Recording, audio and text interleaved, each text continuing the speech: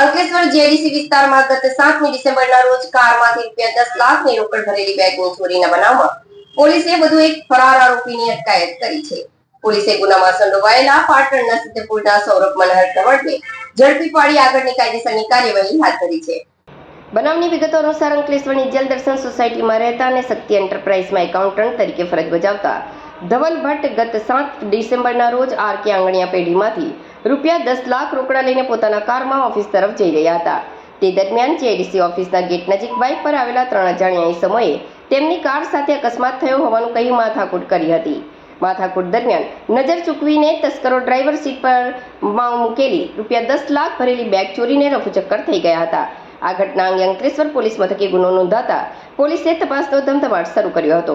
તપાસ દરમિયાન પોલીસે અગાઉ આ ગુનામાં સામેલ 3 ઇસમોને ઝડપી લીધા હતા, જ્યારે સિદ્ધપુરનો સૌરભ ધવડ પોલીસ પકડથી દૂર ભાગતો ફરતો હતો.